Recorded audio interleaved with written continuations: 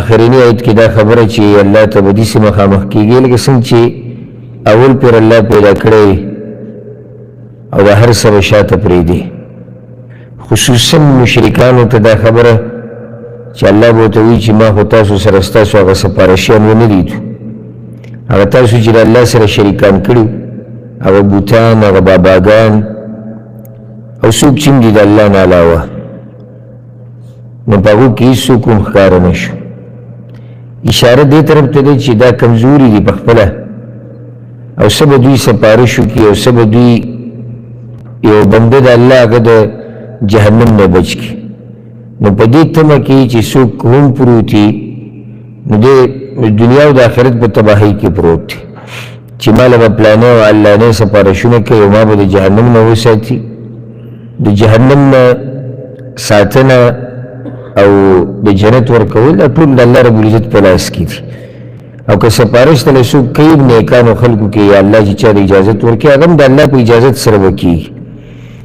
د زما ستا د خواهشاتو خبره نه ده یا د فلان او د علان د خواهشاتو خبره ده چې دی به پلانې به ما له سپارښ کوي او هغه به کوي. او که د پلانې د الله اجازت ته سپارښ هم ورکړي، دا سپارښ هم د هغه چا په باره کې کوي چې د چا نه الله راضي، هغه په باره کې به سپارښ کوي. هر چا په باره کې سپارښ هم نشي کولی. نو دلیل دی په دې خبره چې دا معبودان د الله نه علاوه چې د خلکو جوړ کړي دي دا کمزوري دي، د دوی په لاس کې هېڅوک نشته، هېڅ اختیارات نشته. ځکه اوس په دې روان ایتونو کې د الله رب العزت قدرت بیانېږي چې کله د معبودانو باطلو معبودانو کمزورتیا بیانه شوه، ورپسې د الله قدرت او د الله د عظمت نښې بیانېږي. دعوت دې طرف ته دی چې پرېږدئ دغه معبودان کم چې د الله نه علاوه د خلکو جوړ کړي دي او راشئ خالص بندګي د هغه رب وکړئ چې هغه قادر ذات دی، هغه زورور ذات دی، هغه عظیم ذات دی او هغه حقدار د دې دی چې د هغه بندګي دې یوازې وکړی شي. أعوذ بالله من الشيطان الرجيم بسم الله الرحمن الرحيم إن الله فالق الحب والنوى یقین اللہ چون کے دانو داڑو کو دے، چون کے دانو دے ازمکا کی دن چکل فصل وکری او دا دانا وچوی او بیا دینا فصل راخیجی، میوی قسمہ قسم راخیجی، دانی کاغا ہر قسمہ یعنی ازمکی نجی سر زرگونی دا طول پکی دن دی دا اللہ رب العزت طاقت. ان الله فالق الحب والنوى. او دا سر یاد ساتي چې کوم رب دومره طاقتور ذات دی او قادر ذات دی چې هغه چونکې د دانې او د هډوکي دی او بیا د هغې نه دا فصلونه او میوې او د شینوالی روزي. هغه رب العزت په دې هم قادر دی چې زمونږ دا مسلې حل کړي، زمونږ دا حاجتونه پوره کړي، زمونږ د دنیا او د آخرت ژوند مونږ ته اسان کړي. او مسله دا دی چې اکثرو خلکو، زه لږ نه یم، اکثرو هغوی نه دا خبره یېره ده او توجه ټوله مخلوقاتو طرف ته ده. نو هغه مخلوق ته پروت دی چې هغه هم د ده په شان کمزوری دی، او هغه مخلوق ته پروت دی چې هغه ځان له محتاج دی. ځکه دا سړی د ده ژوند بیا د ذلت دی. او چې کله الله رب العزت حواله کړي مخلوق ته که نو خو لاړې تباه و برباد شو. او ځکه حدیث کې دا راځي چې څوک په څه شي پورې ونښتو او زړه یې د هغه سره وتړو، داسې تعلقات یې ورسره جوړول لکه څنګه چې د الله سره پکار دي، نو وکیل یا وکیل الیه الله دغه شي ته وسپاري. نو چې الله دې اوس مخلوق ته وسپاري نو ته خو هر څه لاړو تباه و برباد کړو. مخلوق به تا سره څه کوي؟ لکه اوس یو سړي تعویذ په غاړه کړی او تعویذ سره هغه تعلق دی او داسې عقیده یې پرې چې کومه د الله په باره کې ساتل پکار دی. الله ته دې تعویذ ته حواله کړي، الله ته بابا ته حواله کړي، الله ته پیر ته حواله کړي، الله ته دې مالدارانو ته حواله کړي چې ستا ته تمې دي او د الله سره رابطه نه ساتي او په دوی پسې منډې وایي او کته بره کېږي، څه شی به ستا نه جوړېږي، ستا به اخري نتیجه سره وځي. ذکر رابطه د الله سره ساته او ځان وسپاره هغه رب ته چې هغه په لاس کې هر څه دي هغه د اسبابو مسانې هغه د لارې اسانې او دا مسلې او د هر څه د حل کوي او کوم رب چې په تا دا سخت راوستي دی د هغه نه علاوه د بل څوک لرې کولی هم نشي او کوم رب چې تا له دا ژوند درکړی دی د هغه نه بغیر تا ته اسانولی هم څوک نشي نو دا خبره یاده کړئ چې د غیر الله سره د داسې تعلقات جوړول لکه څنګه تعلقات چې الله سره پکار دي او څنګه یقین په الله پکار دی او څنګه ځان سپارل الله ته پکار دي که دغه شان دي بالکل د مخلوقاتو سره کول الله رب العزت ورته سپاري او چې الله ورته وسپاري د کیسې وینا ختمه شو نو خپل رابطه د رب سره مضبوطه ساته چې هغه چوونکی د دانې او د ډوکي دی دا هر څه د هغه په مخ کې هېڅ هم نه دي دا خو صرف دومره دی چې دا امتحانات دي په موږ باندې راغلي دي او جون کې لازم کتب رکیږي هر څه جون په یو طریقه نه دی هر وخت کراهت ته د الله سره مضبوطه رابطه ساته ځکه چې دا راحت تعالی درکړي دغه الله د اخیستی درم هغه الله شي نو که هر قسم حال په تا باندې نعمتونه ډېر دي د الله شکر ادا کول هغه سره رابطه مضبوطه ساته نعمتونه در سره لګي هم د الله سره رابطه ساته چې دله درکړي په هر حال کې به د الله سره مضبوطه رابطه ساتي يخرج الحي من الميت روباسي ژوندی د مړینا ومخرج الميت من الحي او راویستونکی د مړي دی د ژوندینا دې کې دنه ټول دغه دعوت پروت دی چې راځئ د دغه الله طرف ته چې هغه دومره اوچت شان والا دی مړی د ژوندي نه راوباسي او ژوندی د مړي نه راوباسي بیا مفسرینو دلته مختلف عبارات دي دا وایي چې ټوله معنی یوه ده لکه بعضو علماو دلته ویلي دي معنی دا ده یو خو دا واضحه معنی ده چې د دانې نه فصل راوباسي عام یو دانه ته راواغسته او ځمکې ته دې ورواچول او ځمکې کې دې ښخه کړه او د هغې نه الله فصل راویستو هغه بیا غټېږي او په هغې کې ژوند دننه پروت دی دغه شان الله رب العزت د انسان د نطفې نه چې هغه د هغې نه ژوندی ماشوم پیدا کوي او د ژوندي نه دغه نطفه راوځي دغه شان بعض وایي د نیکعمله پلار نه بدعمله بچی پیدا کېږي او یا د بدعمله پلار نه نیکعمله بچی پیدا شي نو دا بدعمله چې دی دا مړ دی او دا نیکعمله چې دا ژوندی دی نو د ژوندي نه مړی داسې پیدا کېږي او د مړي نه ژوندی داسې پیدا کېږي بعض وایي لکه چرګه یا چرګوټی د هګۍ نه راوځي چې هګۍ مړه ده او د ژوندی ته پیدا کېږي یو دغه شان د چرګه چې د هګۍ ورکوي نو د ژوندي نه مړی او په دې طریقې سره ډېر عبارات دي د مفسرینو چې ټولو معنی یوه ده او اهمه خبره او غټه خبره اشاره دې ته دی چې رب العزت یوازې هغه ذات دی چې هغه د بندګۍ حقدار دی ځکه چې د چا چې بندګي کې چې د هغه سره داسې طاقت وي چې څه دې ته غواړي تعالی یې درکړي او الله رب العزت هغه ذات دی چې د هغه سره طاقت شته د هر هغه څه چې څه ته موږ ضرورت لرو او څه ته ضرورت نه لرو څه زموږ په کار دي څه زموږ نه په کار دي هر څه طاقت د الله رب العزت سره شته ذلكم الله دغه صفتونه علی الله دی فأنا تؤفكون نو کم طرف ته ګرځولی کېږئ تاسو دغه الله نه بیا کم طرف ته اوړئ تاسو عجیبه خبره چې دومره اوچت شان والا الله دی او بیا هم تاسو د هغه نه اوړئ او بیا هم تاسو د غیر الله په بندګۍ کې پراته او بابا ته او تعویض ته او بوت ته او کاڼي ته او ونې ته او درګاه ته او دربار ته په دې تعجب پکار دی فالق الاصباح چونکې د سبا دی یا چونکې د سحر دی د سحر د وخت دا تیاره نه کړی چې دا سحر لګي دا رڼا کېږي د دې نه مخکې دا تیاره شي دا تیاره وچ وي نو د دې نه سحر راوځي دا د الله رب العزت طاقت دی او بیا د دې ورځې نه شپه راوباسي مخکې الله رب العزت وایي وجعل الليل سكنا او ګرځولې د شپه سکون والا اشاره رڼا تم شوه اشاره تیرې تم شوه چونکې د سبا دی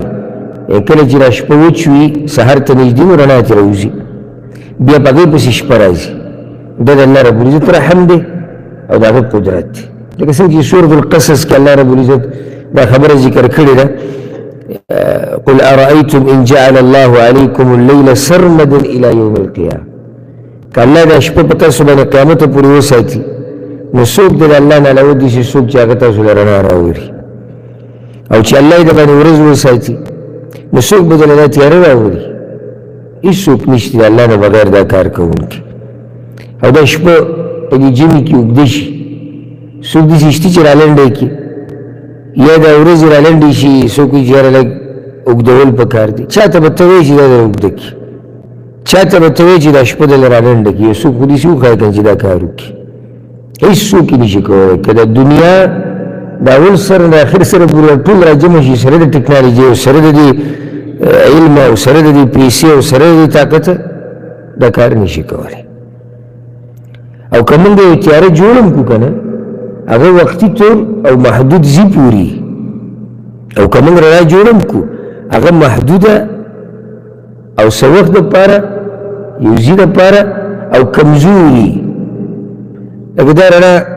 انسان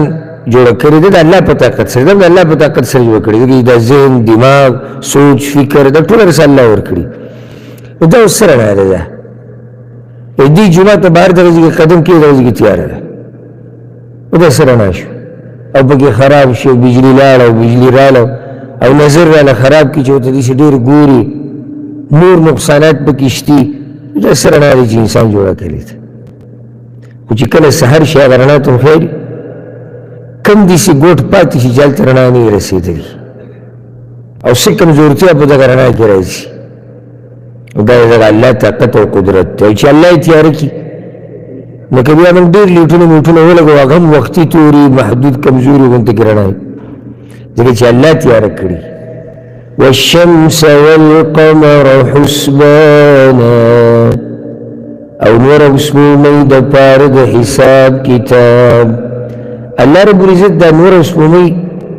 په داسې ترتیب سره روان کړي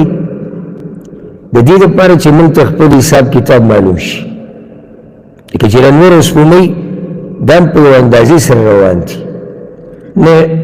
نور د سپوږمۍ نه مخکې کېږي نه سپوږمۍ د نور نه مخکې کېږي نه شپه د ورځې نه را مخکې شوې ده چېرته لکه اوس ماښام تقریبا 5 بجې کېږي سره پاسه 5 دغه نظام دی روان و په منځ کې یو ورځ پکې داسې راغله چې 6 بجې ماښام شو شوي دي چېرته نه دی شي که 5 بجې ماښام کېږي چېرته داسې ورځ پکې راغلې د منځ کې چې یاره 4 بجې شو نه سحر کېږي د هغې خپل ټیم دی تقریبا 5 د دې خوا او شا کې رڼا ځه لګېده نور خو سحر دغه لږ وختي دی داسې چېرته شوي نه دی چې یاره د شپې 2 بجې دی یکدم دې رڼا راوخېږي یا رڼا ډېره لیټ شوه نور کله 6 بجې رڼا لګي نن 8 بجې ولګېده رڼا دا نه کېږي داسې ولې ذلك تقدير العزيز العليم دا اندازه د غالب ذات د چې پوهه دی دا اندازې د ټول الله نه ګوري نو دا کېدی نه شي چې رب العزت هغه زورور ذات هغه پوهه ذات چې دا اندازه ولګوي او په اندازې سره دا نوره سپوږمۍ روان کړي دی او دا دې ګډوډ شي دا څه د مخلوق کار خو نه دی چې ګډوډ کېږي ته د قیمتي نه قیمتي شی واله چې څومره ګران اخیستی شي واله او چې څومره ګټې کمپنۍ واله یې واله بیا هم تا ته وایي د دې کال ګرنټي ده د دې 2 کاله ده هم خو د پلاني شي ګرنټي ده ګوره پکې د ټول شي دله هم ګرنټي نه درکړي د پلاني شي ده خرابېدی شي او داسې کېدی شي هغه کېدی شي دا ټول د مخلوق کار ده او مخلوق په خپله د چا چې دا شی جوړ کړی دی او ایجاد کړی دی هغه په خپله نامکمل دی وناقص الذات لم يكمل له عمل چې سره په ذات کې کمزوري د خاورې نه پیدا دی د نطفې نه پیدا دی د کار به څه پوره شي نو دا نور او سپوږمۍ چې داسې روان دي په یو ناشنا اندازې سره د طاقت د الله دی او د اندازه د هغه ده ولې حسبانا دپاره د حساب کتاب موسمونه پې معلومیږي ورځې پې موږ معلومو میاشتې پې معلومو کال پې معلومو نو زموږ ژوند روان دی چونکې که چېرته دا حساب کتاب د کلونو دا نه وی د میاشتو نه وی د هفتو نه وی څنګه ژوند موږ تېروو ژوند تېرېدی شو نشو تېرېدی او ځکه سورة یونس کې الله رب العزت وایي هو الذي جعل الشمس ضياء والقمر نورا وقدره منازل الله رب العزت هغه ذات دی چې نور یې رڼا ګرځولې ده سپوږمۍ یې نور ګرځولی دی یا ګرځولې ده او بیا یې د نور او سپوږمۍ له خپل منازل خپل پړاوونه هغه په اندازه کړي دي ولې دا کار الله کړی دی لتعلموا عدد السنین والحساب چې تاسو ته د کلونو د شمار معلوم شي تاسو ته د حساب کتاب آسان شي د دې لپاره الله رب العزت دا کار کړی دی وهو الذي جعل لكم النجوم لتهتدوا بها او الله غزات ته چې ګرځولي دي تاسو لره ستوري لتهتدوا بها چې لار ومومئ تاسو په هغې سره فی ظلمات البر والبحر په تیارو د وچ او د دریاب کې دا د الله د قدرت په نښو کې یو نښه ده چې دا ستوري د دې لپاره پیدا کړي دي چې موږ خپل منزل ته خپل مقصد ته ورسو که هغه په وچې او که هغه په دریاب کې او د اوسه پورې په کلو کې په بانډو کې خصوصا په دریاب کې چې کوم خلک سفرونه ډېر کوي او هغه آلات ورسره نه وي کوم چې نن سبا راوتي دي نه ویني نو هغوی د لارې په دې ستورو معلوموي بلکې که پوه کوي چې عمر یې ډېر وي نو هغه به راته ووایي چې نږدې وخته پورې به خلکو وختونه د سهار د راختو وخت لارې دا په دې ستورو به معلومول او ماته ته وایي چې اوس هم په صحرا کې چې کوم خلک اوسېږي په بانډو کې هغوی به اوس هم وختونه او لارې معلوموي او ستوري الله رب العزت لکه څنګه چې د امام قتاده رحمه الله مشهوره وینا ده چې ستوري الله د درې کارونو لپاره پیدا کړي دي او چې چا پکې د دې نه علاوه د بل کار عقیده ساتله نو فقط اخطأ ده خطا شو وکذب علی الله او په الله باندې دروغ ووایي دا درې خبرې الله رب العزت قرآن کې ذکر کړي دي یو دا چې ستوري الله دې لپاره پیدا کړي چې اسمان پې ښایسته ښکاري دویم ستوري الله دې لپاره پیدا کړي دي چې هغه شیطانان پې ویشتی کېږي کوم چې د اسمانونو کې کومې خبرې کېږي هغې ته غوږ ایښوده غواړي او دریم لاره پې الله موږ ته ښیي په وچه او په لمده کې دغه درې کارونه دي اوس ستورو کې دا عقیده ساتل چې دا ستوری راښکاره شي نو د ده د راسه بیماري راځي د ده د راسه باران راورېږي او د ده د راسه داسې کېږي او دغه کېږي دا ټول هغه ګمراه عقیدې دي او دا هغه عقیدې دي چې د قرآن او د حدیث د عقیدې خلاف دي بلکې په دې کې شرک پروت دی ستوری ته د الله سره شریک کې ستوري سره لاس کیسې دي دا خبره صحیح ده که څوک په دې اعتبار سره وایي چې یاره که دغه پلانی ستوری راشي نو په دغه وخت کې د بارانونو موسم بیا بارانونه ورېږي دا خو هېڅ خبره نه ده خو داسې چې د دې ستوري په دې باران راورولو کې اثر دی یا د ستوري په دې بیمارۍ خورېدو کې اثر دی یا بیمارۍ ختمېدو کې اثر دی د شرکي عقیده ده ځکه چې ستوری په خپله مخلوق ته الله ته محتاج دی او چې الله رب العزت دا ستوری نه راښکاره کوي نو په ده کې دومره طاقت نشته چې دی ځان راښکاره کړي پاتې را ده چې دی په بل مخلوق کې یو اثر کوي په خپله مرضۍ دا نشي کېدی نو د ستورو فقط دغه درې کارونه دي او دا علم النجوم چې ورته ویل کېږي د ستورو دا علم که علم النجوم د ستورو علم که په دې اعتبار سره ووایې چې یاره کوم ستوری څه ټایم راخېږي او د دې ستورو خپل نومونه دي په کوم موسم کې کوم یو راځي سپوږمۍ ته نږدې کوم یو وي د سپوږمۍ نه لرې کوم یو دا یو علم دی که دا علم یادونه دا خو زده کول څه حرج نه دی خو علم النجوم داسې د ستورو علم آغا علم چی آغا شرکیه علم دے او پاگی سر من غیب معلومو او پاگی سر من دے انسان قسمت معلومو او تا چی پیدا شوی پا کم ستوری کی پیدا شوی او ستا ستوری اس پا گردش کی دی او ستا ستوری کت او برا طول شرکیه عقیدی دی و خزعبلات تی پالتو او دانین سبا پا انٹرنیٹ بانے دا دیر قصی چلی گیا دا پختانه اکثر دا حقیقت ان کا سب خبکی اللہ دا خوشحال ہے کہ نو پختانه اکثر دا دین پا علم کم کمزوری و دنیا پا علم کم کمزوری او چی کم شے مخی لراشی دا طول مخ کی پاک اکثر مندو ذکر چی دا علم کمی دا پوہی کمی کلب دیلی گئے قسمت پا معلومی جیوی دا یو نئے سسٹم راوتے دا فیس بک کی او داوی دا سڑی قسمت معلومی گورا دی قسم پروگرام کی شرکت کول دا اسی نکی گی استاد عقیده دا چی او یو دیسی پروگرام شتی چی اکا زمان مستقبل معلومی ہولیش یا لکوسی بل پروگرام پا کی چلی گی چی بیرانوان کال کے مستاس حالی دی فیس بک کی زمان مخیلم را گئی اولا پاسی پولی که اوگا عربی جمع کیو تا دا معلوم که چی روان کال که مستاس حالی خد سنے معلومه دا نوم نے معلومه خپل نوم ورواچو دا پلار نوم دا نیکه نوم او خپل نوم نمون بتا تا نتیجه اخواهی چی تا پا 2000 رشتم که بتا ستو روی دیتا ورننوتا چی ورننوتی دیتا خستا دا عقیده دا چی آو دیسی سوک شتی چی اگا مستقبل معلوم ہولیش نبیا کتر اگین بعد داوی چی یار دا غیب علم صرف دا اللہ سر دا مستقبل دا اللہ سر بیتا دروگ جنی دروگ جن پا دی چی علت تب مخلوق باندو پا ٹکنالوجی باندو مستقبل معلوم ہے او چی پا دی مستقبل معلوم ہے دیکھنا نمازی ہوئی دا خو اسی دیسی کمکل انسان پا دماغ باندی دا لوگو کولی دا پارا دا پروگرامون جوڑ شوید کچھ دیسی پروگرام یو دیندار موحد او خیار سڑی مخیل رائشی کرنے ناگو سر لگ مسکیم شیو بای دیسی دیکھا کہ ویدہ خا کمکلان دی زکر چی لاغا عقیده دا بلدہ چی او خیار دے دا عقل خاون دے چی مستقبل علم دوی سر سنگران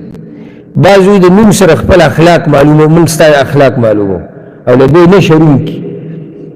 فیس بک والا ویدہ ورکڑی دی چی تڑیر خوش اخلاق ہے او جو سر ملاو چی دا دم رب تمیز انسانی گرہ چی تا پوسی مکاو خوشحالا بدی دی چی فیس بک والا سرٹیفکیٹ ورکڑی دی چی تا سے تڑیر خوش اخلاق ہے او تڑیر کم زفل ہے کم واحد ہے لیکن دا عقل کم ذکی دے دا منک عقیدہ خطا تا معلوم ہے زتتی نہیں خبر نہ دا قرآن نہ خبری نہ دا حدیث نہ خبری نہ دا اللہ مبارکی سیز دکڑی خود تدیت ایسی سوچو کا سنگ یو اپلیکیشن سنگ یو پروگرام یو سافٹ ویر زمان مبارکی معلومی چیزا اخلاقی ہے مکہ زباد اخلاق ہے اما سنگ دا پتہ دا چیزا کم وحل ہے اما کنزب براحت و بخوشحالی کم دا سپتہ ہو لگی تھا او یو سڑے چی ما سر کینی پاسی چی سو پورے و تماخ پل غم بیان کرے نہیں کہ دیما سر لس کالا کینم دے اندازنی شی لگا رہے چی زی ہوتا نا راہ کارکو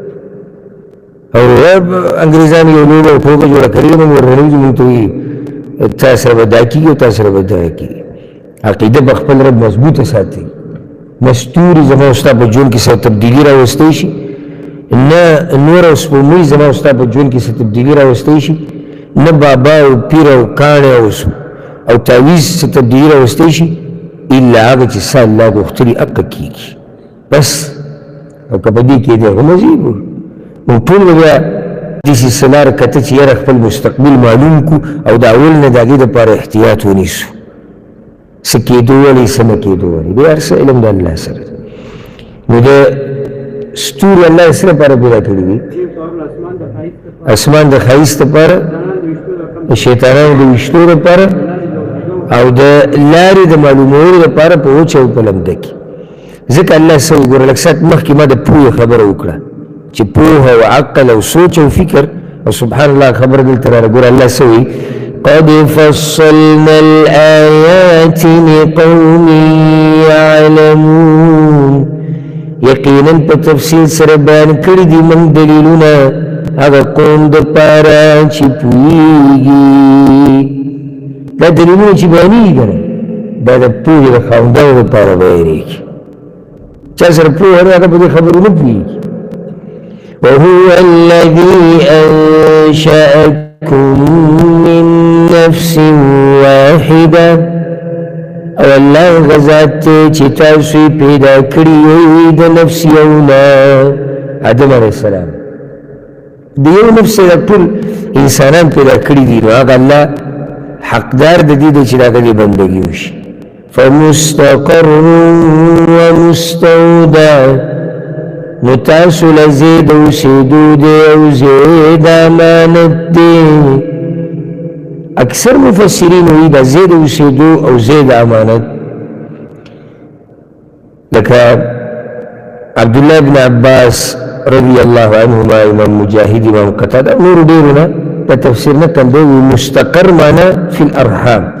دا نور پر رحم کی دا پاتی کے دو زیدی لیکن چی انسان دا وقت پوری دنیا ته نشي راتلی چې څوک ورته د مور په رحم کې وخت نه تیر کړي که نه راتلی شي ډایرکټ نشي کېدی ومستودع او ایمانه فی الاصلاب د پلارانو په شاګانو کې ځای دی نو اصل انسان د پلار په شا کې دی د هغې نه دی د مور رحم ته راځي او په دې کې لازم پاتې کېدلي د هغې نه بعد دنیا ته راوتلي دا الله قدرت ته سبحانه یعنی یو انسان د قدرت کی سوچ وکړه یو انسان چې د هغه بدن د اډوکو نه او د غوښې نه او د وینې نه جوړ له دې نه به نور څه دي خو دکه درې شي نه دي غوښه د اډوکي دي او وینه د دې نه انسان پیدا کېږي چې هغه نطفه هغه د سړي په ملا کې او د هغې نه بعد دغه نطفه هغه د مور په رحم کې او د هغې نه بعد به انسان راوځي چې هغه زما ستا په دې شکل کې نو چې بیا دا کمزور انسان راولګي او د الله توحید نه مني او د الله قدرت نه مني او د الله نافرماني کوي څومره بې وفا څومره جفا د خپل خالق سره د خپل معبود سره او څومره ناشکري ده د هغه الله بعض علماء دا وی دا د بعضو قول دی فمستقر ومستودع مستقر نه مراد دنیا ده او د مستودع مراد قبر دی والله وی بیا تاسو ټول ما پیدا کړي آدم علیه السلام نه بیا هر یو دپاره زید اوسېدو دی چې هغه دنیا ده او زید امانت چې هغه قبر دی زید امانت ورته ولې وي قیامت پورې به کي بس همیشه دپاره نه او د لنډ ژوند نه دی ورې ما که تاسو ته یو پیر دا خبره کړې او ذهن ته مې راځي ما یو ورځ په خپله په دې کې سوچ کړی وه چې ځان له ناستو کله سړي خبرې ته سوچ لاړ شي د برزخ دا ژوند دا ډېر اوږد ژوند دی او که چېرته الله د باندې رحم ونه کړو که نه یو سیکنډ د باندې حسابېدو نو سړی له وره کېږي لکه نن به داسې وو ابوبکر صدیق رضی الله عنه عارضه ابوبکر صدیق رضی الله عنه چې دنیا نه تللی موږ شاته نه ځو ګورئ موږ آدم علیه السلام د وخت نه شروع کړو یا نوح علیه السلام یا نور پیغمبران نه د ابوبکر صدیق رضی الله عنه خبره کوه ابوبکر صدیق رضی الله عنه چې دنیا نه تللی نو څه د پاسه 1400 کاله د هغه د برزخ په ژوند کې شوي دي او د نور څومره دي الله اعلم سوچ وکړه چې یو سړی بدعملی یا خو نیکان خلک وو او حدیث کې دا راځي چې په نیک سړي باندې دا وخت د مازدیګر د مانځه د وخت په اندازه باندې تېرېږي لکه څنګه چې ته ویده شي په خوب کې ګوره موږ ته د سیکنډ او منټ نه حسابېږي حسابي که موږ ته دا حسابېدو اندازه لګېده که موږ به ډېر ستړي کېدو ډېر زیات به ستړي کېدو 7 ګنټې 6 ګنټې 15 ګنټې سړی ویده و راپاسي اوس ویده شوی اوس راپاسي مؤمن چې دیندار وي په هغه باندې برزخ د ژوند دقه شان تېرېږي هغه نعمتونه محسوسوي وخت پې لنډ شي پراختیا د قبر او نور داسې نعمتونه ول الله ورکړي هر چې مجرم دی په ده باندې یو سیکنډ حسابېږي نو سوچ اوس وکړه چې یو سړی ونیول شي جیل ته واچوي صرف ورته دا وایي چې په جیل کې به ته 48 ګنټې تېروې دا 48 ګنټې په ده باندې داسې شي لکه 48 کاله ځکه چې دی یو منټ ګړۍ ته ګوري بلکې سیکنډونه ورسره حسابوي تکلیف دی سخته ده او صرف دی په جیل کې ناست دی بس یعنې یو ځای کې صرف بند کړی دی او دومره وخت نه دی خو 2 ورځې دي بیا به وځي خو ده باندې دا وخت دومره اوږد شي چې دا زړی دی مرۍ ته راورسي نو سوچ وکړه که چېرته یو سړی مړ شي او د ده او د قیامت په منځ کې ډېر وخت نه دی 100 کاله دي صرف زه هسې مثال 100 کاله د برزخ ژوند تېرول او یو منټ او سیکنډ حسابېدل دا ډېر لوی عذاب دی ځین که په قبر کې الله د مجرم نه بل یو عذابونه ورکوي که نه صرف ور دا ورکوي نو دا داسې عذاب دی چې سړی پکې سوچ وکړي سړی نه ونی کېږي چې صرف الله دا عذاب ورکوي بس چې ته به د برزخ په ژوند کې یو منټ یو سیکنډ ومحسوسوي او پروت به چې څو پورې قیامت نه وي راغلی نو برزخ کې دا ژوند او قبر کې ژوند دې ته امانت په دی چې قبر زیاده امانت ته یعنی هلته دا ژوند همیشه نه دی دا یو مرحله دی یو پول دی د آخرت ته ژوند او د دنیا د ژوند په منځ کې دا یو پول دی نو په دې چې ته تېر شي هغه آخرت ته ځي څوک ډایرکټ آخرت ته یعنې د ورځ د آخرت یادوم آخرت نه مراد ورځ د آخرت ورځ د آخرت ته ډایرکټ څوک نشي ورتلی دنیا اوس بیا الله دا خبره کوي ګوره قد فصلنا الآيات لقوم يفقهون یقینا په تفصیل سره بیان کړي دي من دلیلونه هغه قوم لري چې پوهېږي بیا د پوهې خبره وکړه پوهه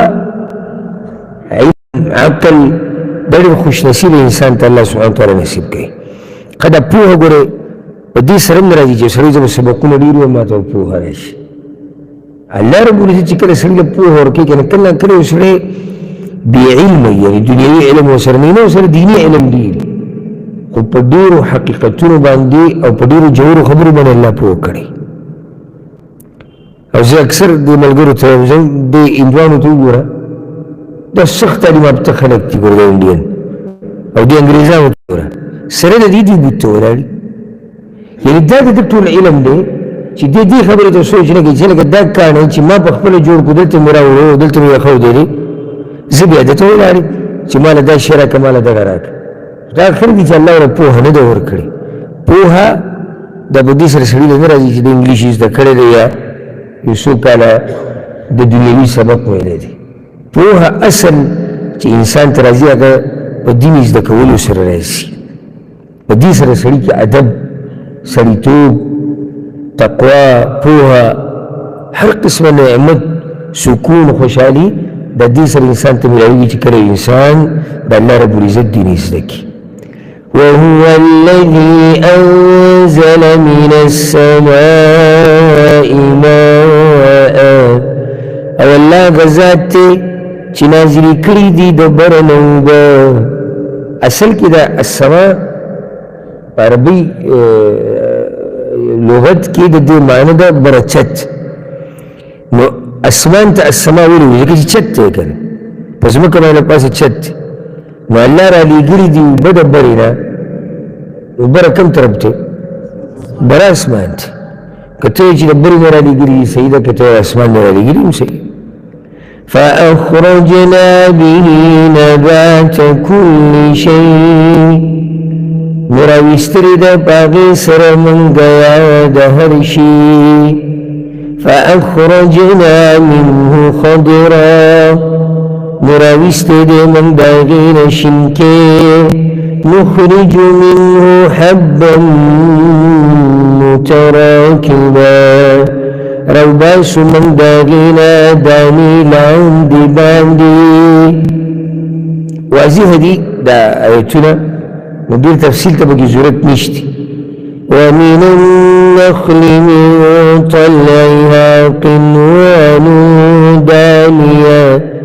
او د کجورو نه د کسورو د هغې نه غونچکونه نږدې کجورو هغه ونې چې غونچکونه نږدې دي راشو کول اسان دي باعث پکې لرې دي د ځمکې نه ټول د الله رب العزت قدرتونه دي وجنات من أعناب والزيتون والرمان او او باغونه د انګورو او خنا او انار د دې اوبو د لاسه الله رب العزت تک شنه باغونه د انګورو را پیدا کی د زیتون د انار مشتبها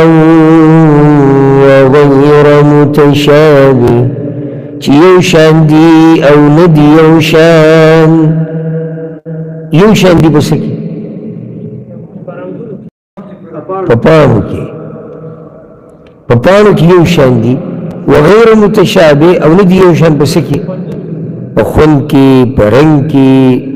په میوه کې ته د الله رب العزت قدرت نو ځکه تعالی دعوت ته څه درکوي ګوره انظروا إلى ثمره إذا أثمر وينعي وګورئ میوې د هغې ته کله چې میوه ونیسي او پخېدو د هغې ته دلته دعوت ته سوچ طرف ته دی او د فکر طرف ته دا خبره هم د عقل او د پوهې سره تعلق ساتي سوچ هغه سړی کوي چې پوهېږي عقل خاوني ته اوس دې ته وګوره پاڼې یو شان دي د پاڼو رنګ یو شان دی اوبه چې ته ورکې کوم دی فصل له یو شان اوبه ده ځمکه همدغه ځمکه ده دلته جدا میوه هلته جدا میوه دغه الله قدرت دی دغه الله نه بل څوک نشي کولی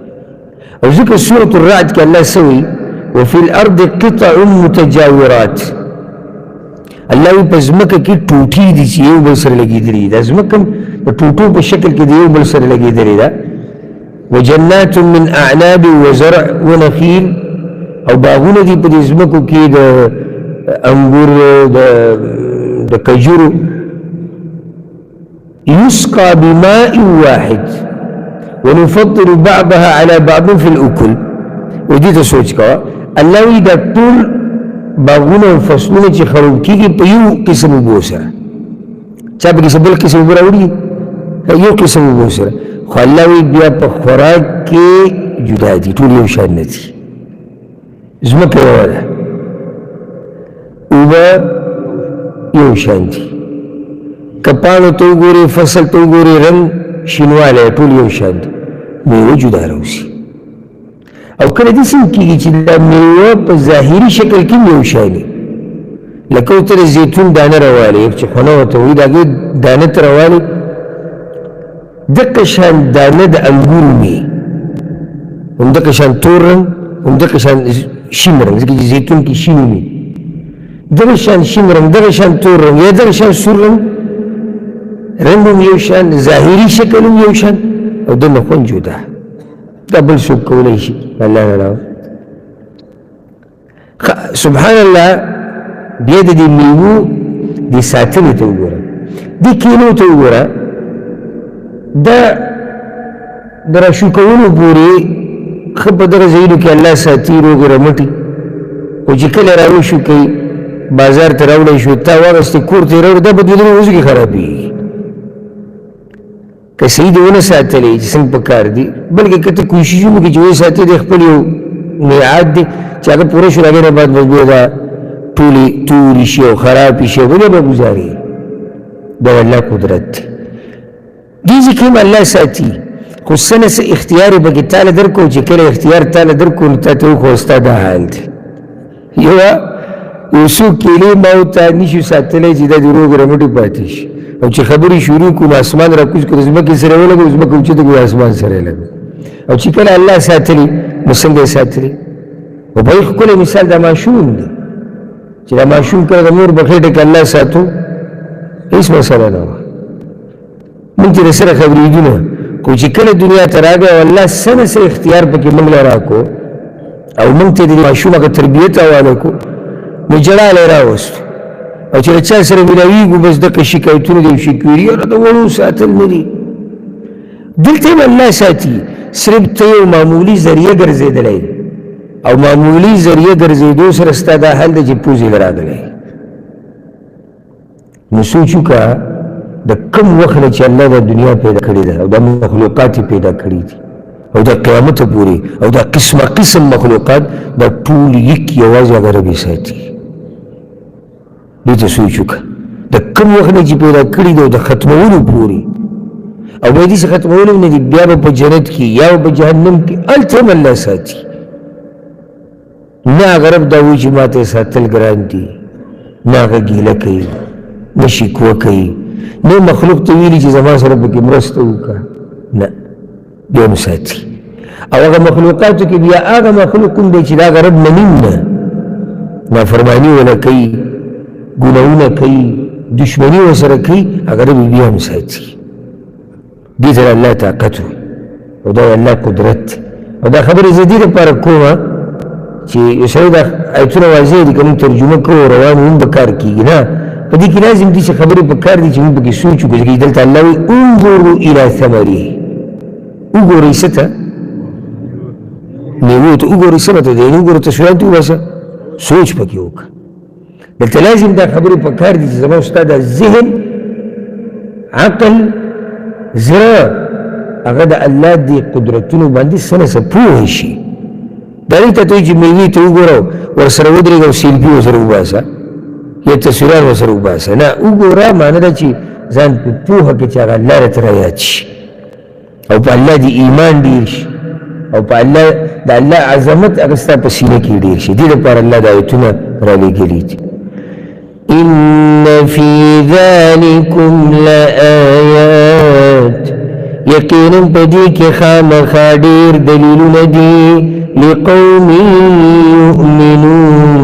دا قوم د پاره چې ایمان لري مؤمنانو د پاره پکې دلیلونه د توحید دي دلیلونه د قدرت د الله چې مؤمن نه نو هغه دې نه څه فایده نشي اخیستی حتی د الله قدرت سره د دې چې الله دومره قدرتونو والا ذات دی مشرکانو دغه قدر نه دی کړی څنګه وجعلوا لله شركاء الجن او ګرځولي دي دوی د الله سره شریکان پیریان یعنی هغه قدرتونو والا ذات سره دوی بیا هم څوک سره شریکان کړي پیریانو سره شریکان کړي دي او سوال دا دی د مکی مشرکانو د پیریانو بندگی کړې ده که د بوتانو نو الله خو پیریانو سره شریک کړي کېدای شي یو جواب یې دی چې پناه یې غوښتلې ده د پیریانو نه چې موږ له پناه راکړي دا هم یو قسمه شریک کول دي د الله سره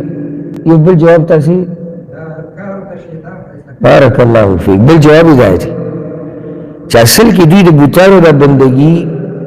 د پیریانو په وینا باندې کړې ده چې هغه شیطانان دي پکې کوم چې شیطانان پیریان دي د هغوی په وینا باندې دا کار کړی نو حقیقت کې دا بندگی د شیطان ده او هغه پیریان چې شیطانان دي هغه د الله سره شریکان ګرځولي دي وخلقهم او پیدا کړي دي الله دوی عجیبه خبره ده دې کې سوچ نه کوي چې دا پیریان چې دوی د الله سره برخداران ګرځي د چا پیدا کړي الله پیدا کړي که موږ چېرته د یو خبره کې سوچ وکړو که نه په دې یو خبره کې نو توحید دا مسله به د ډېر حده پورې موږ ته واضح شي لکه اوس یو سړی قبر له ځي او درګاه او دربار له ځي او فلاني ته چغه وایي او علاني ته چغه وایي او د الله سره شریک کړي که چېرته صرف د یو نقطه کې موږ ته سوچ وکړو چې دا بابا دا پیر دا قبر والا دا درګاه او دربار والا دی په خپل الله پیدا کړی دی او د الله مخلوق دی مسله به حل شي که موږ ته صرف په دې یو نقطه کې سوچ وکړو نو چې دی په خپله مخلوق دی نو مخلوق به د مخلوق سره څه مرسته کوي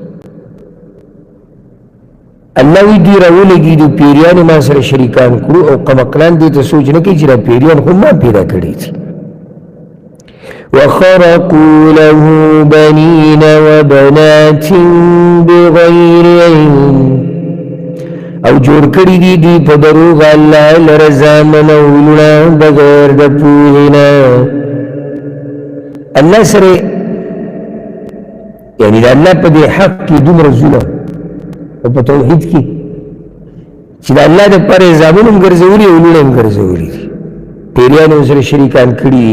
لوڼه یې ونه ګرځولي دي زامن یې ونه ګرځولي لکه د مکې مشرکانو به ویلي ملایکو والعیاذ بالله د الله لوڼه دي یهود وی عزیر علیه السلام د الله زوی دی نصارا وی عیسی علیه السلام د الله زوی دی زمونږ د زماني مشرکان وی پلانې د الله نازولی دی دا ټولې خبرې یو شان دي دومره ظلم یې کړی دی چې هغه رب دپاره بچی ثابت کړی دی خو الله وی بغیر علم بغیر د څه نه پوهې نه بغیر د دلیل نه دوی څوک دلیل نشي پیش کولی ځکه چې دوی په خپله دعوه کې دروغجن دي نو چې دعوه دې د دروغ وي ته په دلیل د کوم ځای نه پیش کوې څه دلیل به ښیې لکه اوس یو سړی یهودي ته دا وایي چې په دې دلیل وښایه چې عزیر علیه السلام د الله زوی دی څه دلیل به دی ښیي خو یو غرب ووري بل غرب ووري که یا ته د مشرکانو ته زمونږ د زمانې دی چې دی چې دا ځان ته پکې مسلمانان ووایي ته دوی ته ووایه دا پلانې د الله څنګه نازولی دی په دې څه دلیل دی نازولی خو خلک وایي د پلانې د بچي نازولی دي دا هم تقریبا هغې ته بلکل نږدې خبره ده په دې څه دلیل دی چې الله نازولی دی قرآن کې شتي نه حدیث کې شتي نه سلفونه موږ به سره ګزاره وکړو د سلفونه چا دا خبره کړې نه نو بیا کوم ځای کې راغلي وایي دا دی یو پیر روان و قصه به راوالي ښه دا قصه کوم ځای کې ده دا د پلاني په کتاب کې د پلاني غوث او پلاني قطب او پلاني مرید او پلاني بابا او بیا په آخره کې نقشبندي او چشتي او قادري او یو غټه سلسله ورسره داسې بیان کړي د هغه په کتاب کې راغلي دي دا دلیل شو په دې چې نو پلانې د الله نازولی دی چې د الله نازولی دی په کار دی چې دا خبره څوک وکړي الله یې وکړي او یې الله وکړي د پیغمبر په ژبه موږ به یې ومنو قرآن کې الله وایي چې او دا پلانې والعیاذ بالله دا زما زوی دی ځکه چې دوی د زوی نسبت الله ته کوي که نه نو چې الله ووایي او دا زما زوی دی او یا پیغمبر ووایي نو نه الله ویلي نه الله پیغمبر ویلي نه د دین مشران ویلي خو ټوله خبره د قصو نه ثابته ده اگر مگر بزرګانو فرمایلي دي صوفیانو حضراتو به وي کتابونو مسله راغستې ده یو پیر یو کس وي یو پیر یو کس وي او دا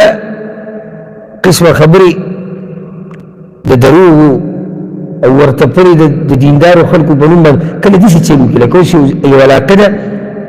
هلته دا قصه د هغه وخته پورې څوک نه مني چې څو پورې دوی په دروغو دا په دینداره سړي پسې نه ورته پري یعنې اوس دلته مثال هسې زمونږ په دې علاقه کې خلک د یو دینداره سړی دی چې تاریخ کې تېر شوی خلک ورسره محبت کوي او د دیندارو خلکو سره محبت کول پکار دي د ایمان نښه ده بهر نه یو سړی راکړه کوي چېرې زما د دروغ خو په دوی نه خرڅېږي چې څو پورې ما د دروغ په هغه پورې نه تړلي نو دی به راولګي پلاني رحمت الله علیه به وي او خلک چې واوري پلاني رحمت الله علیه او سره خو خلک مینه کوي سند یې له دروغو جوړ کړو بیا هغه کې څوک تپوس کوونکی نشته یا هغوی سره داسې محقق عالم نشته لا نو هغوی ګمراه شو ځکه چې ده به د خبره یقین کوي نو کله خلک دروغ داسې هم جوړوي چې د مشهورو او د نیکانو خلکو نوم پکې استعمال کړي لکه تاسو ته ما قصه ذکر کړې وه دا عجیبه قصه محدثینو ذکر کړې ده د امام یحیی بن معین او امام احمد بن حنبل دا ملګري او څه عجیبه خبره ده چې داسې ملګري چې هغه دواړه تاریخ دی یعنې ځان له تاریخ دی یحیی بن معین دا ځان له تاریخ دی په دغه چې کتابونه ګوري غټ غټ کتابونو کې د تاریخ لیکلی شوی احمد بن حنبل او هر یو ته چې ګوري ته یې د بل نه تکړه دی او دواړه محدثینو حدیث علم ور الله خاص ورکړ او دې دواړه پر چې په چکر باندې وو ته ما دا قصه تاسو ته پر بیان کړم په چکر باندې وو تو سکارو عراق کې یو عراق کې یو جماعت کې منځ ته انترا د جماعت تور نه وو ته دا وخت کې کیمرې نه وی ویډیوګانې نه دا وخت پورې بس یو سره نه پیژندل کېږي چې به ورته ملاقات نه کړي نو خلکو اورېدل او نن چې احمد بن حنبل څوک دی او ځکه تاریخ کې راځي چې د په جنازه کې سلیریش یا 25 لکه خلکو د امام احمد بن حنبل په جنازه کې او چې الله مشورې کې هغې کې نه کیمرو ته ضرورت نه ویډیوګانو ته ضرورت لکه موږ اوس احمد بن حنبل یادو موږ کوم تصویر لیدلی یا موږ امام بخاري یادو موږ ویډیو لیدلی موږ تصویر لیدلی موږ اواز اورېدلی د الله مشهورې ما احمد بن حنبل او يحيى بن معين والله يدوانه وبخي دي ورنه جماعت نون شو يار پاسې د قصه ګو التاویل ما ویلو والا دا هر زمانه کې هغه ویلي دی او دی ویلي دی او بزرګان ویلي دی او کتابونه ویلي دغه قصو ولالته مو هغه چې شروع کړی حدثنا احمد بن حنبل دا حدیث امام احمد بن حنبل ویلی دی او د ظالم زوی په دیو گزاره نه کېده ويحيى بن معين او يحيى بن معين ویلی لازم د دوانو نوم پکې وځي چې د دوانو په هغه زمانه کې مشهور علما دي او د دوانو په دې مشهور دي چې د تقوادار پرهیزګار د الله نه یریدونکي دي دوی دروغ په پیغمبر نشي ویلی چېرته نو چې د دوی نوم پکې ور واچوې او مخامخ کسان ناست دي بې علمه نو څومره غټه دوکه یې ورکړه هغه دواړو یو بل ته کتلي چې لکه دې سړي سره مونږ میلاو شوي کوم ځای کې یو ده ته مونږ دا حدیث کله ویلی دی چې کله ده دا قصه ذکر کړه نو احمد بن حنبل پسې ورغی یا یحیی بن معین رحمهم الله ورته ویې زه یحیی بن معین یم تا چې د سند کې ذکر کوو دا احمد بن حنبل دی دواړه ولاړو چې الله سره یې شرموي که نه د ویلو سره څه به وشرمېږي زه یحیی بن معین یم او زه دا احمد بن حنبل یم موږ خو تا ته دا حدیث نه دی ویلی دا د کوم ځای نه وویل هغه هم ښه دروغجن او پوه وګوره دا بیان کوو ښه مونږ چې کله چاته ووایو چې ګوره دا پلانې یا پلاني جماعت والا دوی چې بیان کوي دوی پکې دروغ وایي دوی پکې قصې کوي الله دین بیانوي او ته یې قصې کوي دین بیانوي ته یې دروغ وایي دا سړی چې د مانځه نه بعد د خلکو ته لګیا دی څه ورته بیانوي لګیا دی دین بیانوم که او د خلکو خیرخوا دی که نه په کار نه و د امام احمد له او د امام یحیی له چې دی پرېښودی او غریب سي چل که خو دین بیانو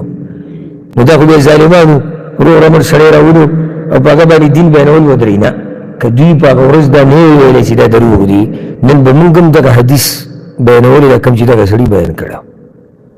او مونږ وایي چې احمد بن حنبل ویلي دي یحیی بن معین ویلي وو مشهور علما دي امت نو هغه ورته وایي یحیی بن معین زه یم احمد بن حنبل دا دی دروغجنه تا ته مونږ کله ویلي هغوی په دنیا کې صرف یو یحیی بن معین دی او یو احمد بن حنبل دی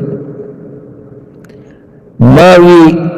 ولس اتلس احمد بن حنبل لیدلی دي نو ویل مې علم زده کړی دی یحیی بن معین چې نومونه یې دقه شان دي زه تاسو نه یم دا نور دي بیا هم د تلبیس ته وګورو د خباست ته چې دا نور دي نو دا خو اوس د دې ته وایي چې نور دي خو که څوک یې واوري هغه په ذهن کې خو دقه راځي چې احمد بن حنبل دقه دی یحیی بن معین دقه دی نو خبره مې دا کوله چې د دې خلکو سره کله کښېنې نو د دوی ټولې دغه قصې دي بزرګ به وي هغه پلانې وي علانې وي او کله پکې په دروغ یوه قصه په دینداره سړي ور وتپي چې دا قصه څه شي دا وچلېږي لکه زموږ په ملک کې په امام ابو حنیفه رحمه الله باندې څومره دروغ ورته پلی شوي دي وی امام ابو حنیفه رحمه الله په کعبه کې دننه ولاړو په یو وخت پې 15 سپارې وي بېله بله خوا او 15 سپارې وي لاندې خلک وي سبحان الله امام ابو حنیفه څومره تقوادار انسان چې یو وخت باندې ولاړ له 15 سپارې بله خوا الیس منکم رجل رشید سوال د خلکو نه دی په تاسو کې د عقل خاوند نشته چې راپاسې ووایي د خلکو ته اولنی سوال دا قصه چا بیان کړې ده سند ووایه دې چې کې هر څه ډړې وړې شو د سند سوال ټیم مه کوه چې عقل د سړی لږه پوهه د سړی ته ورته ووایي چې زه دا نه منم څنګه یې نه منم امام ابو حنیفه د امت مشر عالم و دا خو قرآن پورې مسخرې کول دي مسخرې کول نه دي یو سړي یو وخت پوښتنه کوي دا ولاړ دی دا د کوم ځای دینداري ده او خپې دواړه وروڼې دي د امام ابو حنیفه رحمه الله باره کې خو پرېږده د اوسنی یو عالم د هغه په باره کې زه تاته ووایم چې یاره پرون جومات ته ورغلم ماسخوتن لمانځه یو وخت به ولاړو یو وخت به چې ته کوي ماسخوتن لمونځ یې کوو نو تاسو هم ماته دا ووایه چې دا خو موږ نه منو سړی خو ډېر پوه عالم دی او ډېر تکړه عالم دی دا خو هر دا خو ماشوم نه کوي دا د ماشومانو کار دی دومره ګوره زمونږ عقل باندې شي داسې امام ابو حنیفه باندې سوچې ته ووځي زما خو خپل ایمان دا دی امام ابو حنیفه سره محبت دومره دی چې زه دا نه منم چې دغه امام ابو حنیفه رحمه الله دي داسې کارو کې چې دا شریعت خلاف دی بله خبره دا ده قرآن چې سره وي تدبر او سوچ او فکر کوي هغه اوس پنځه سپارې ته خو ټول کله چل کې چې دا د راولې د موضوع نه راولې په دوه سریخ چې ته ولای کنه پنځه سپارې دی چې ویل دی ګران کار یو چې د وینو او غوونه ورسره کوم کیږي وسه ویو باندې ته سبحان الله یو ورځ یو کس زما خوا راغی ما سره خبرې کولې د امام صاحب پیغمبر صلی الله علیه وسلم امام اعظم ویلي دي یا باندې تاسو وتاړو کوم ځای ځکه چې ما ته خو دا پته نشته چې پیغمبر امام حنیفه ته امام اعظم ویلي امام اعظم په خپل رسول صلی الله علیه وسلم کومه دی امام دی خو چې ته وې ته وځه ته چې پیغمبر ویلي او پیغمبر ویلي دا ته ته وایي دا عام څه کتاب کې دا کتابونه څه خبره د دې چې دا خبره کړي دا څه په خپل کتابونه خبر وی دا پدې چې امام ابو حنیفه یو پیر عمرې لته یو میاشت په مکه کې تیر کړو په مکه کې یو میاشت تیر کړو او په دې یو میاشت کې هغه د اسمات نه کړی ځکه چې هغه د بې ادبي د مکه دومره هغه پرهیزګار دومره تقوادار نو ځکه هغه ته څه ویل کېږي امام اعظم دا تاسو چې دا خبره ډایرکټ ومنله چې یاره دا خو دروغ دي د الله شکر ادا کوئ چې د حق پرستو علماو سره د ناستې د لاسه الله ستاسو ذهن دومره کولاو کړی یعنې تاسو هم کذلک کنتم من قبل یو دور به په تاسو داسې تېر شوی چې دغې ته به تاسو سبحان الله ویلي نو په هر حال کې د الله شکر ادا کوئ نو ما هغه ته لکه ما ساده ګوله یو میاشت امام صاحب د اسمات نه دی کړی یو میاشت نه دی کړی او یخپې ابن خپې به ګرځېدو وی دلته پیزار په خپل کول دا هم بې ادبي ده نو بیا ورته وایم دا خبره زه صحیح شوه ستا دا خبره مې ومنله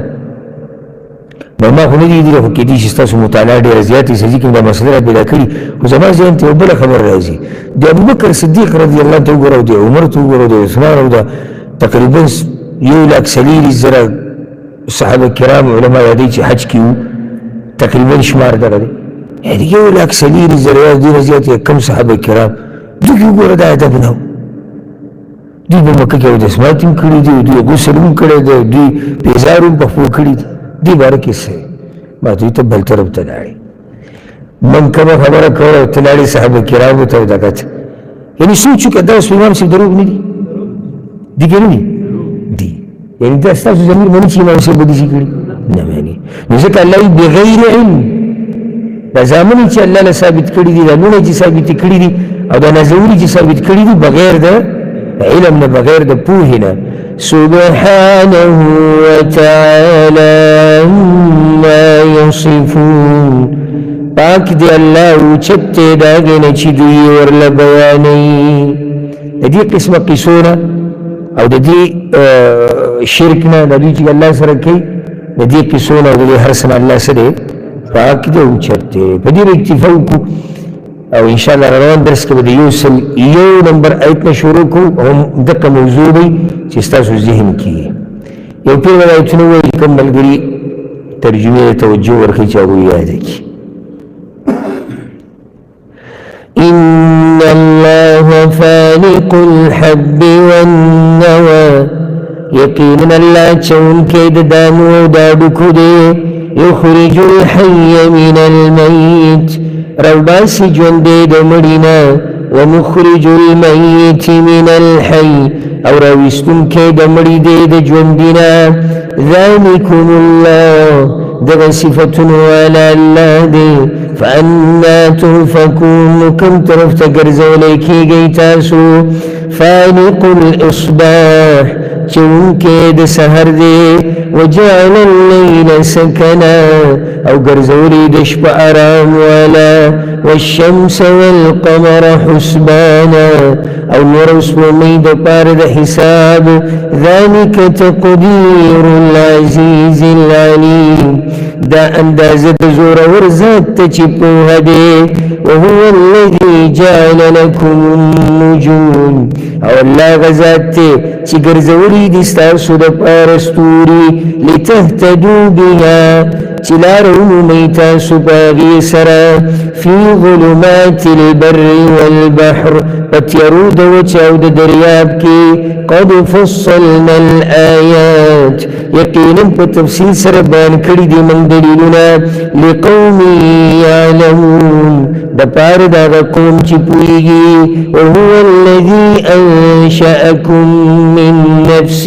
واحده او الله غزاد چې تاسو پیدا کړی د نفس یونا فمستقر ومستودع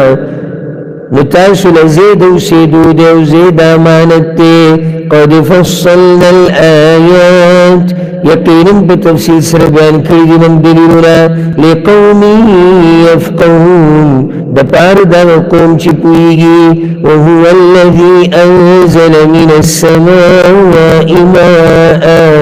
او الله غزاد چې نازل کړی دي د برنوبه فاخرجنا به نبات كل شيء مراوستری د من پاغي سره غیا د هر شي فاخرجنا منه خضرا مراوستری د من داغین شنکه نخرج منه حبا متراكبا روباس من داغین دانی لاندی باندی ومن النخل من طلعها قنوان دانیه او د کجورنا د کسور داغین غنچکون نیجدی وجنات من اعناب او باغون دانگرو والزيتون وخنا والرمان وأنار مشتبها يوشان دي وغير متشابه ولدي يوشان انظروا إلى ثمره اقري من داغيتا إذا أثمر وينعي كلت ميونس يوبخيدو داغيتا إن في ذلكم لآيات يقينا بديك خام خادير دليلون دي لقوم يؤمنون دپار دا قوم چی ایمان لري وجعلوا لله شركاء الجن او گرزولی دی دوی اللہ لر شریکان پیریان وخلقهم او پیدا کری دی اللہ دی وخرقوا له او جوڑ کری دی پا دروغ اللہ لر بنین و بنات زامن اولونا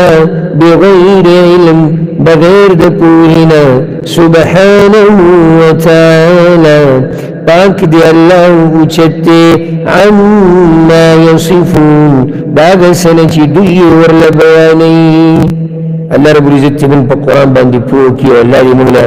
قرآن باندی عمل کول توفیق راکی هذا والله أعلم وصلى الله وسلم على نبينا محمد